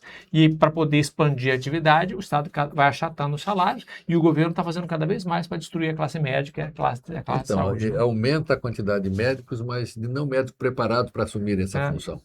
Então você vê médicos que a gente infelizmente encontra que você percebe claramente que ele se formou, mas não se capacitou. Então, e aí entra outra questão também, que o executivo, ele pensa assim, tem o orçamento, coloquei o orçamento na pasta. Mas e a finalidade lá dele? Como que ele está chegando? Como que ele está sendo executado, entendeu? Hoje nós temos uma dificuldade aí com esses profissionais do ramo. Por exemplo, a nossa saúde está toda terceirizada. Está toda terceirizada. O enfermeiro ganhava lá seus 7, 8 mil, hoje ele vai ganhar 4, 4,5, por quê? Aí já passa por uma instituição, por um não sei o quê, por um... E aí o outro já é do político lá, e já desvia, até para o servidor o salário chega reduzidíssimo, cansativo, Não sei se é estressante. problema da terceirização. Veja, São Paulo, a saúde é toda terceirizada, inclusive funciona muito bem. O problema é aqui em Mato Grosso, Gestão. nós temos o histórico. O problema é gestão. Nós temos história de corrupção. Quem começou esse negócio aqui foi o Pedro Henrique, que foi preso, inclusive por causa disso, né? Então, assim, veja, e aí nós temos aqui no Estado um problema que é um problema patológico, né? Que os nossos gestores aí, eles usam a saúde é um bom lugar para fazer corrupção, porque é facinho de fazer. Então, assim, a saúde tem uma quadrilha assaltando aí, né? A gente tem que cuidar disso, afastar isso. Porque, veja, o problema de terceirização não é a terceirização em si. É o cara, ele entrega um negócio para uma OS, aí só que eu cobro o quê da OS? Você está transferindo a OS para atingir qual objetivo? Qual a finalidade? Por que você está transferindo? Ele não sabe nem responder isso. As OS são selecionadas para atender um critério da natureza política. É o político passando sobre a lógica econômica, a lógica de saúde há muito tempo, né? Então está sempre o político ali. E o político, a intenção de político, o que é? Eleger político e manter político no poder. Que é só, o Brasil, ele orbita em torno do poder, né? A única coisa que existe é político brigando para se manter na política e usar o poder, mais e mais poder. E aí ele usa a saúde, usa a educação. Você falou de educação. Mas aumentar salários para resolver o problema? Não sei. Não sei se esse é o problema, não. Acho que, assim, não estou dizendo que os professores não merecem salários maior, mas a gente tem um problema que é, assim, tem um problema de organização daquilo que está sendo prestado, né? Porque é muito ruim o que está sendo. Mesmo ganhando mal, o cara tem que dar aula, né? Tem que cumprir a matéria. Então, assim, e isso não está acontecendo. Então, eu vejo o seguinte, tem problemas que são mais graves que a mera alocação de recursos, e assim, que tem a ver com os valores da sociedade, os valores que estão na política, as pessoas enxergarem o que é política de verdade, em vez de ficar esperando que o Estado resolva o problema. Então, assim, e veja, não tem solução de curto prazo. Você falou assim, olha, a educação vai ajudar a resolver o problema de segurança. Daqui a 10 anos. Isso. Porque você vai formar a pessoa e essa educação que está aí não vai formar ninguém. Ela E se ela forma quem continuar do jeito que tá, vai ficar pior. vai ficar sempre pior. Então, assim, como é que é aquele negócio de trocar o pneu com o carro andando, né? A gente não Sim. consegue resolver as coisas do mundo de forma perfeita, né? Então, a gente vai contornando e tentando mitigar isso. Me fala um pouco o que você acha disso que eu disse, Carlos. Sou eu falando aqui. Você que é o cara que a gente precisa ouvir. Você e o Fredson. Não, mas é o seguinte, o que o senhor falou aí realmente está dentro daquilo que precisa, né? Que é uma das coisas é a organização. Por isso mesmo que eu falo que não tem como aceitar uma situação do jeito que está, porque eu acredito que pode haver uma organização, pode haver uma melhora em cima disso. Você pega um deputado para cobrar em cima disso aí, ou cobrar o órgão que é dependente do governo ali, eu acho que vai realmente valer a pena. Por isso mesmo que a gente está colocando o nome à disposição para isso, né? Irmão do salão, 30.220. É forte. E outra coisa, e é tão importante a questão da organização que, mesmo que tenha essa dificuldade toda, mas não podemos se acomodar. E o que tem é justamente uma sociedade que está no poder acomodada. E aí é onde entra novamente, repito e falo para o eleitor, meu amigo, olha, é nova ideia, nova oportunidade, acreditar no... Porque você já pensou, o Fred não foi deputado ainda, mas se coloca ele como, né, tá lá com novas ideias, ele vai correr atrás. Já pensou se nós damos uma mudança completa aí? Dá uma melhorada, o negócio vai para frente, vai avante, principalmente Partido Novo. Rapaz, é mudança total. Desse jeito. E você, Fredson? Olha, Carlos, então eu vejo a questão até da educação assim com mais ênfase. E é igual falou, o que eu estou me preocupando é a questão da metodologia de ensino. Isso. E é onde nós estamos vendo, está levando para o comodismo, por pouco o rendimento na aprendizagem, a redução de aprendizado está muito grande. Quer dizer, se nós continuar nessa metodologia, nós vamos formar cidadãos ruins. Se nós melhorarmos essa metodologia, igual você falou, vai ser no decorrer do tempo, nós vamos ter melhores profissionais, como nós tínhamos antes. Hoje a diferença é muito grande de quem era formado no ensino normalzinho, curricular, tudo certinho, do que está sendo formado hoje. Eu tinha um sobrinho lá que, com 16 anos, olharam para ele e falaram, cara, você desenvolve bem, você está desempenhando bem. Você está no segundo ano, né? Não, você agora vai para o terceiro amanhã. O menino com 16 anos, já jogaram para o terceiro, chegou no final do ano e ele encerrou o terceiro. Eu não aceitaria para mim, não, eu não queria. É igual um dia meu filho que deixou de estudar, saiu da escola militar para fazer o EJA. Eu reprovo. Você não está vendo que vai ser um desenvolvimento, um aprendizado com mais qualidade e vai ser melhor para você como profissional? Então eu falei para o meu sobrinho, ó, não aceita, não faz isso não. Termina o teu segundo ano, vai lá e faz o terceiro, vai ser melhor para você. Então eu reprovo essa questão dessa metodologia, de jogar o aluno, de empurrar. Hoje tem menino com o primeiro, segundo ano que você não consegue ler a letra dele. Eu vou no mercado, eu faço questão. Se uma mercadoria minha dá R$82, eu dou 102 para ver a reação daquele menino no caixa. Aquela atendente, os novinhos. Eles não sabem que eles têm que me voltar 20. Aí eles vão para a calculadora, se mata, conta dinheiro. O que é isso? A metodologia de ensino. Sabe o que é? Aquilo que você falou bem no início, não sabe tabuada. Não sabe tabuada, é a metodologia Não que está aprendeu falando. tabuada. Vai se preocupar, rapaz, eu fui da época que eu ainda levei palmatório na mão. Eu acho que tem uma questão que é até mais grave, que é assim, a concepção de para que serve a educação. Olha o que está acontecendo na educação, que é o que você falou há pouquinho, que é assim, ó, você pega o aluno que tem dificuldade de aprendizado e bota esse aluno numa sala junto com os demais alunos regulares. Então, o que você fez? Você rebaixou o nível de todos os alunos para poder atender o nível mais baixo. É típica lógica socialista. Vamos equalizar. Equalizar todo mundo. Equalizar por onde? Pelo mais baixo. E eu tenho uma contrapartida aqui, talvez fosse o modelo que a gente vai seguir. Gilberto Freire em ação. Gilberto Freire é o... Como é que é o nome do nosso patrão da educação? É o... Esqueci. E toda a contrapartida é que assim, olha, peraí, o sujeito que tem dificuldade de aprendizado, eu tenho que colocá-lo numa aula que otimize a capacidade dele de aprendizado, que considera a capacidade para ele atingir o melhor grau que ele consegue atingir. Ele nunca vai atingir o grau de um cara que é um gênio em matemática. E de outro lado, dentro das pessoas normais, tem gente tem pessoas com capacidades e vocações distintas em áreas distintas. Talvez nosso modelo educacional devesse fazer assim: quem é o cara que tem grande habilidade em matemática? Você vai lá fazer você vai se concentrar seu estudo nessa área, porque nisso que você é bom. Porque para a sociedade se desenvolver, na minha percepção, nós vamos dar a oportunidade a cada pessoa dar o melhor de si, e não todo mundo ser equalizado pelo nível mais baixo que a gente está fazendo. Então, perceba, e isso demanda, e por isso que eu discuti a questão da educação, que não é só uma questão de dinheiro, tem uma própria questão de concepção da educação. O sujeito que ele tem dificuldade de aprender certas coisas, ele tem habilidade em outras áreas. Esse cara devia ser treinado para fazer o que ele faz de melhor, para que a sociedade receba o que aquela pessoa tem de melhor. Já o cara que é o super gênio lá, que matemática, ele vai fazer matemática, porque tem um cara que é um especialista em literatura. Esse cara vai, vamos ensinar esse cara, vamos botar esse cara para aprender a escrever. Freire, mas é Paulo Freire. É Paulo Freire, isso, é o Paulo Freire, exato, é isso mesmo. Então, assim, e aí eu queria que vocês comentassem sobre essa minha crítica aí ao sistema educacional como um todo, né? Você está gaguejando, eu vou passar para o Caio primeiro. Olha só, eu tive agora esses dias atrás uma experiência que foi exclusiva. Chegou uma certa pessoa, né, adolescente, lá do Maranhão, da nossa região lá, e aí eu fiz uma pergunta para ela bem simples. E a pergunta era praticamente você aprende do pré ali, e tinha 2 pessoas ali mais ou menos que tinham vindo da região do Nordeste lá, né? E você acredita que eles não conseguiram responder, cara? Bem simples. Aí, por quê? Aí é onde que o senhor tocou no assunto. Às vezes a concepção de como está sendo formado, né? Porque hoje em dia você pega, geralmente as crianças que estão sendo aí instruídas, geralmente coloca a TV lá e esquece. Se tiver uma TVzinha ali, daqui a pouco mais ou menos, aí começa.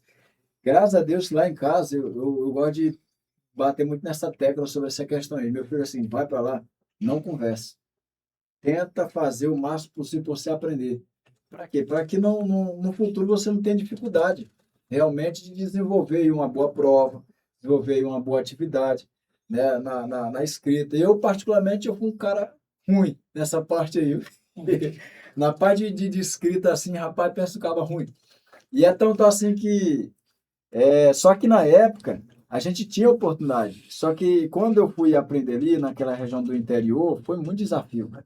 Então, ali a gente percebeu que ou era por raça mesmo, você aprendia isso por raça, por mesmo vontade mesmo, porque não tinha aquele tal de incentivo, né? Hoje em dia tem incentivo demais, mas aquele tempo lá, meu amigo, olha, foi sofrido. E o conceito de aprendizagem, ele fortalece muito quando ele se pega ali, né? Quando se acha o conceito certo. Então, a pessoa desenvolve um talento bacana, tem muita gente que tem uma facilidade de pegar, então, realmente, é isso aí. É botar o negócio para andar e foi onde? Olha aí, Carlos e Marcela, então a necessidade da educação, das melhorias, ela é tão nobre, que até eu vejo da seguinte forma, assim, não tem por que eu, como um político, um deputado, eu tomar decisões, assim, falar, não, tem que ser assim. Eu já vejo até a necessidade de ter várias comissões, ouvir a população, a necessidade. E outra coisa essencial, está acontecendo muitas coisas na educação hoje, que os próprios professores são contra. Eles não aceitam aquela metodologia. Então, por que não ouvir o professor e trazer para dentro do Estado aquela necessidade e levar ela para atender aquela demanda correta, entendeu? Porque hoje é igual eu falo. Eu tenho uma secretária de Educação de Estado que tem ela uma ideologia, ela pensa diferente. Ela vai implantar aquele jeito dela.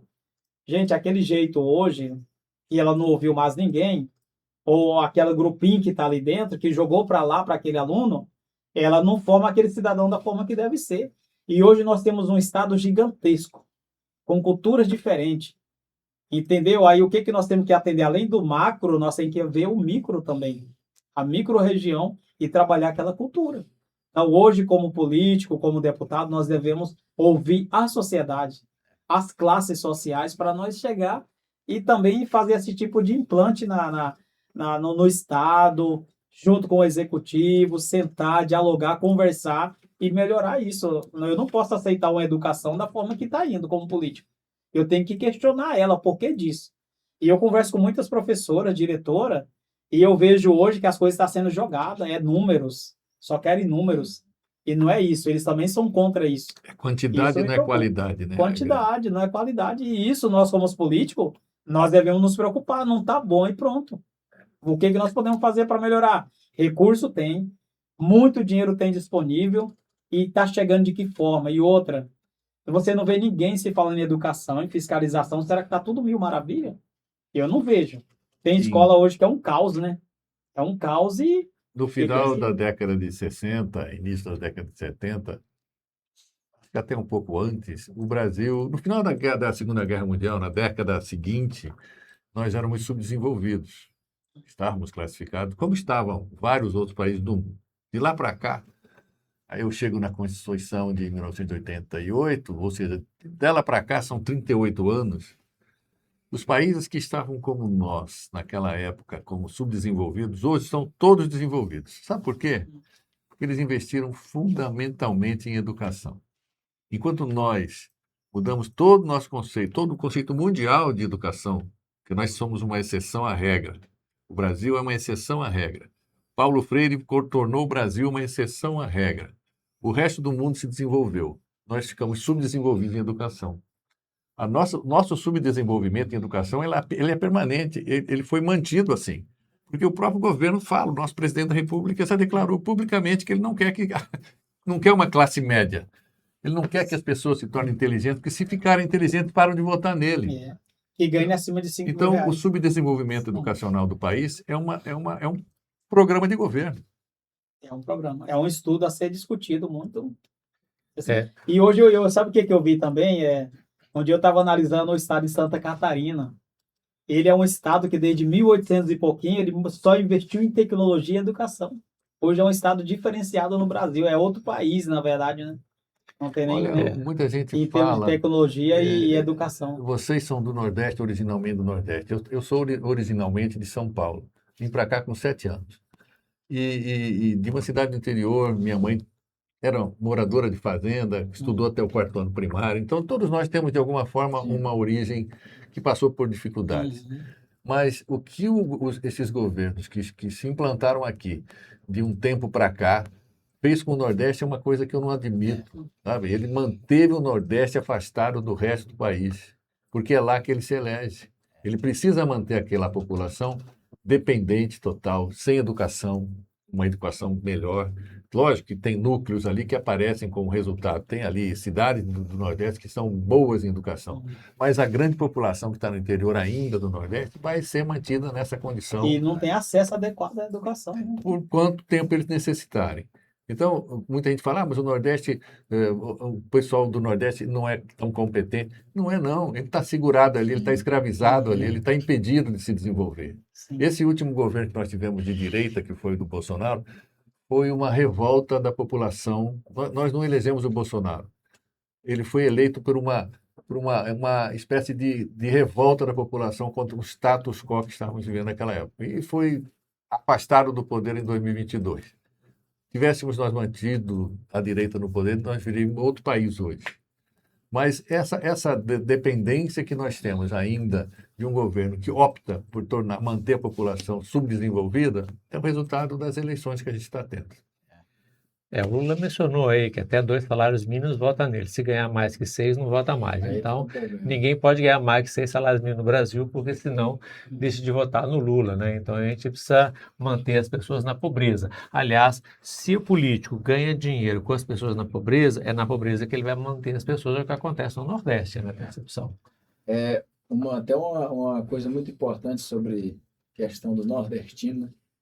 E eu toco nessa tecla aí porque quando eu olho para o estado de Mato Grosso, eu vejo em cada esquina ali a mão de obra de um nordestino. Então, assim, quando ele chega aqui, que ele começa a entender justamente sobre a qualidade de vida, o conforto, né? Ele começa a ter um novo horizonte, cara. Ele começa a ter uma nova dimensão. Eu vou completar a sua frase de uma outra forma. Se deixarem, ele vai para frente. Vai. Se deixarem, qualquer um vai para frente. Vai para frente. E veja, vocês dois falaram várias vezes aqui, né? O Nordeste é um povo trabalhador. Sim. É. É um povo muito trabalhador. Exato. E assim, E assim, como é que os caras conseguem destruir a economia tanto dele? Como é que o Estado, né? Os polícias fazem tanto mal para a sociedade, né? Impressionante. Esse é o problema. Então, assim, nesse ponto aí, com a gente sempre, eu preferi defender justamente eu usei essa frase aí como, né, até tive uma sugestão de uma mensagem lá que o cidadão falou, não, você é nordestino, eu vou votar em você. E aí eu usei justamente essa expressão, cara, o voto é livre, mas eu preciso trazer e destacar a importância que tem o nordestino, principalmente para esse estado, que tanto contribui para o crescimento. Se o estado de Mato Grosso hoje tem o peso que tem, você pode ter na certeza que tem uma boa parte do nordestino que realmente fez com que esse crescimento acontecesse e justamente o destaque a nível, como não dizer, nacional e como a nossa capital do agronegócio, né? Parabéns aos nordestinos que moram em Sorriso.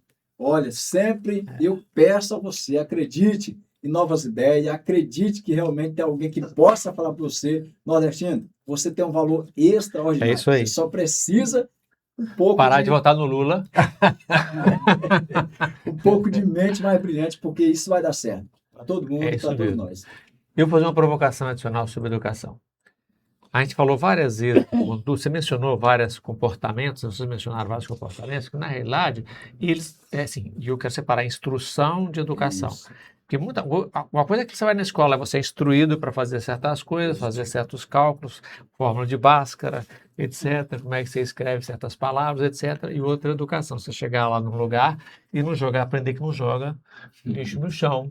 Você aprender como é que você trata as pessoas respeitosamente, que é papel da família, que é papel das igrejas, porque tradicionalmente as pessoas aprendem isso que eu estou chamando de educação com a família e com a igreja. E aí como é que a gente faz para levar a educação para as pessoas, essa educação que tem a ver com moral, tem a ver com civismo, para as pessoas numa sociedade que está estruturada, com casamentos estruturados, em que as igrejas estão sendo perseguidas nesse governo. Como é que a gente reverte isso aí? Olha, eu vejo assim da questão de valores. É. Os valores, e o próprio governo hoje, nós estamos olhando aí, nós estamos citando até esse governo atual nosso aí, eu não gosto nem de falar o nome nem o número, né? Por isso que eu falo de 12 para 14 também. Mas a primeira coisa, são os gestores. E depois, porque isso hoje, e outra aí, vai formando esse tipo de cidadão, que é o que está acontecendo. Eu estou sempre citando a questão metodologia, ensino, a forma que está educando. E os pais também estão terceirizando a educação dos filhos. Antes, por exemplo, eu ainda sou da época que dava benção, pedia benção pro tio, não passava no meio de quem estava conversando, tudo. Hoje não. Nós cantávamos o hino nacional toda segunda-feira, rezava o Pai Nosso. Hoje não pode mais. Hoje a criança está aí de qualquer jeito. Nós temos nossos grupos de família hoje, que nós estamos, os mais antigos tá no grupo, os filhos não querem mais ficar no grupo da família. E aí o que está se tornando? Essa dificuldade que nós temos hoje de formar esse cidadão do civismo, da valorização, buscar aquela política para discutir. Hoje esse povo não está mais se importando. Aí quem está sendo cuidado por quem? Exatamente por quem não tem compromisso. Eu não tenho nada contra, mas olha onde está buscando hoje a força do LGBT. Olha onde eles estão chegando. Olha onde as facções estão chegando e está sendo tomada. Então, o que acontece é nós deixando de lado dos valores. É por isso que eu hoje, Fredson Dias, coloco o meu nome à disposição, porque se eu não colocar o meu nome à disposição, aquele deteriorado, aquela pessoa sem caráter, ele vai colocar, ele vai se eleger, o faccionado vai colocar, as outras pessoas vão colocar seus nomes e vão ser eleitos e vai lá nos representar com aquela ideologia dela que ela tem. O meu ponto é que, veja, hoje você tem famílias estruturadas. Quando a família está estruturada, marido e mulher estão trabalhando, não tem tempo de educar os filhos, estão brigando para sobreviver. Então, você percebe, a gente criou um processo em que, olha, como é que a gente vai dar educação para essas pessoas se uma situação extremamente comum é as famílias estarem estruturadas e outra situação extremamente comum, as famílias, ainda quando são estruturadas, não têm tempo de educar os filhos. Percebe assim, como é que a gente reverte isso para a gente construir uma sociedade em que os pais assumam novamente responsabilidades, eles lutem para manter as suas uniões, os seus casamentos, estruturar as suas famílias, assumir as suas famílias e assumirem responsabilidade para a educação dos filhos. Como é que a gente reverte isso? Geralmente, eu acredito assim que esse ponto aí, eles são divididos em duas partes. A primeira parte é conhecimento. E a segunda parte é educação. Conhecimento, a escola tem toda a capacidade de passar. Agora, a educação é intransferível. Porque é por isso que hoje nós estamos na Câmara Legislativa Federal, né? Ou seja, na Câmara Federal. Hoje, quem representa as mulheres? Está lá, Érica Hilton, né? Um cidadão que se sente mulher e vai representar justamente as mulheres. Mas não tem nada de mulher, porém se sente mulher. Então, o que eu tenho que trabalhar em cima dessas duas questões aqui? A primeira é na educação. Educação do filho, que a gente vai educar justamente sobre essa questão aí, familiar, moral, né? Então, assim, o que aconteceu nas últimas décadas? Aconteceu. Tentaram transformar a educação familiar em educação secular. Misturaram as duas coisas. Aí, quando o filho falava isso aqui, meu filho, não, vai para a escola que você se torna educado. Só que aí é onde perdemos. Por quê? Porque na escola, no conhecimento técnico, existem essas ideologias. E aonde o menino foi afetado, e hoje nós estamos vendo lá na Câmara, lá, cidadão nosso sentindo, mulher, né? Dizendo que está representando a mulher. Isso é preocupante. Então, eu acho que deixemos a nossa parte de justamente educarmos, que era justamente a nossa parte familiar, e transferimos para o Estado. E aí o Estado hoje fez o que faz, e por isso que tem uma grande relevância, né, sobre o que a sociedade representa hoje. Foi por causa justamente do Estado que tomou o papel da própria família. Isso é preocupante. É isso aí, falou muito bem. Olha, e aí nós vemos a situação também da questão pai, que hoje nós estamos vivenciando, igual o Carlos falou, o pai, a mãe trabalha, as coisas evoluíram, está gerando emprego e renda. O casal hoje, para dar conta de casa, a economia que nós estamos, sai os dois para trabalhar, deixa os filhos. É igual nós falamos, hoje, a maioria dos filhos envolvidos nos crimes são, inclusive, filhos de evangélicos. Ali em Sorriso foram dezenas de filhos de cristãos que perderam a vida para a facção. E o que está acontecendo, então, nessa situação? Os pais saem para trabalhar, aí eles querem suprir aquela ausência do pai, igual o cara que também falou, com o celular, com uma coisa, um presentinho, melhoria, e aquela criança vai acostumando àquele ritmo, não tem valores, não tem um preço a pagar, e ele vai desenvolvendo a outra mente dele, outros pensamentos, facilidade, aí bens cuidado diferente, alimentação diferente. O que É eu o que vai falei, criando esse tipo de cidadão na o sociedade. que eu falei agora há pouco, que nos diferencia hoje a cultura brasileira educacional do resto do mundo, é exatamente essa situação. Esses países que, como nós, eram subdesenvolvidos lá atrás, eles capacitaram os jovens, os filhos, a se depararem com o crescimento, com a evolução do resto do mundo. A inteligência artificial, você coloca um jovem da Coreia do Sul, que era um subdesenvolvido como nós no final dos anos 60, a Tailândia, eram países que não tinham, sabe, menores que o Brasil, com uma população bem menor que a nossa, em extensão, não tem o que nós temos de qualidade para oferecer para o mundo em termos de alimentação, minerais, uma série de produtos que nós temos no nosso país, no nosso grande Brasil. Esses países eram minúsculos perto da gente, em todos esses sentidos que eu falei, são hoje muito maiores que a gente.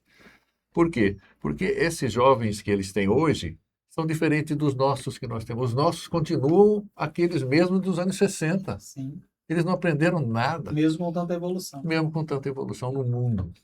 Hoje eu preciso encerrar o programa, porque o nosso tempo acabou. Acabou, né? Antes de acabar, encerrar o programa, eu queria perguntar se o Marcelo tem alguma pergunta que ele gostaria de fazer adicional. Não, eu gostaria só de fazer uma fala, então, para depois eles também se despedirem.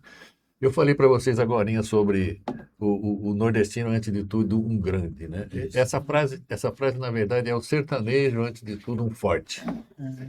Ela é de Euclides da Cunha, num livro chamado Sertões, falando da origem de vocês. Então, vocês leiam esse livro. Se vocês não leram ainda, leiam esse livro, porque ele é uma aula sobre como ser grande, mesmo estando como pequeno. Fred, se você gostaria de mas fala só alguma coisa que você não tenha falado ainda e depois se despedir aí do nosso público. Então, Carlos, eu quero agradecer aí aos nossos ouvintes que estão nos acompanhando, nos ouvindo, né, nessa oportunidade.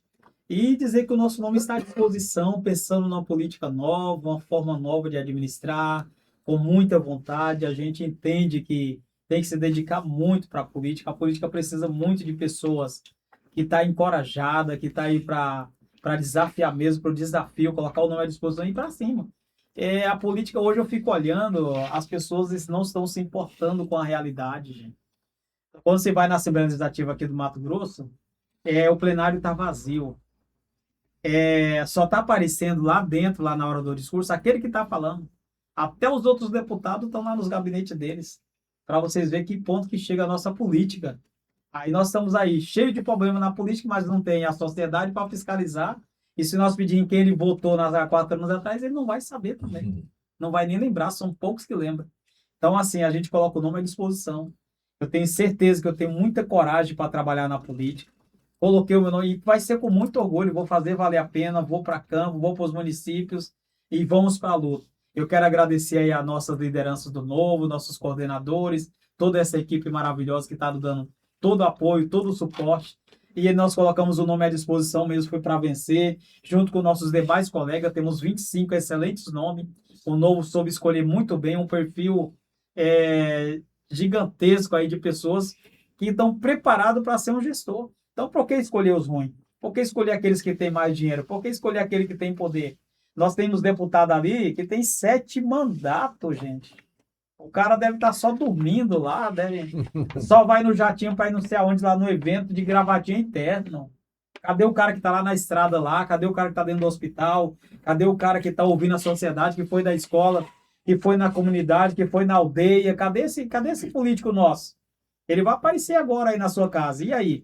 Você vai votar nele? Ele vai lhe levar R$100, 200. Aí você vai ficar 4 anos precisando da saúde, da educação, do transporte, da estrada. Veja muito bem. Estamos colocando o nome à disposição, Fredson Dias, para fazer a diferença, para atender a sociedade, para que você possa olhar com bons olhos e dizer, eu tenho orgulho em quem eu votei. Então vai lá, no dia 4 de outubro, 30456, Fredson Dias. Temos aí, excelente nome, deixa a minha sugestão. Temos 9 excelentes deputados federais no nossa chapa aqui do Novo, tá? Temos aí 2 excelentes senadores. Temos também presidente da República, vai lá, 22. Temos governo do estado, vai lá, 22. E temos o deputado estadual 30456, né? Federal também, presidente da República também tem o 30, tá? Você sabe que tem um político que disse certa vez o seguinte, que os políticos e as fraldas têm que ser trocados periodicamente, pelas mesmas razões. Cálido, vamos lá. As últimas palavras, né? O que você gostaria de dizer que ainda não falou e depois se despeça, por favor. Olha, aprendi uma coisa muito importante, que ouvir sempre é melhor do que falar. Então, eu gosto muito de ouvir. Inclusive, eu tive uma das primeiras reuniões que tive agora, foi justamente isso. Ouvir a população, estamos à disposição para ouvir a demanda. Aí, dessa demanda, a gente pode estar correndo atrás, mas não é isso que também a gente vai ficar parado. A gente vai correr atrás daquilo que realmente precisa e necessita. E quero agradecer de coração a cada um dos ouvintes, a cada um dos companheiros que estão aqui, o seu Carlos, né, o seu Marcelo, Fredson e toda a galera. Realmente temos aí bastante nome, né, sugerido aí pelo Partido Novo. E você tem a melhor escolha possível que você pode fazer. Mas a escolha mais certa é Irmão do Salão, número 220. Me enrolei agora. Vamos lá de novo. Só para poder finalizar para aqui. de novo, ele faz o corte. Tá, vamos lá. Nós temos a melhor escolha para Mato Grosso. 30220, Irmão do Salão, para deputado estadual. Vote, chama. Nós é que temos que agradecer a coragem de vocês colocarem o nome de vocês aqui à disposição. O país precisa de pessoas como vocês que estão dispostas a enfrentar esse jogo pesado que é o jogo da política. É um desafio gigantesco, eu tenho certeza, e nós é que somos extremamente gratos. Estamos aqui à disposição do Partido Novo. Obrigado. E agradecemos novamente. Encerramos nosso programa aqui. Tenham uma boa tarde a todos e boa tarde aos nossos queridos ouvintes. Um grande abraço a todos. João, pode encerrar. Aí, pronto. Tem até os comerciais.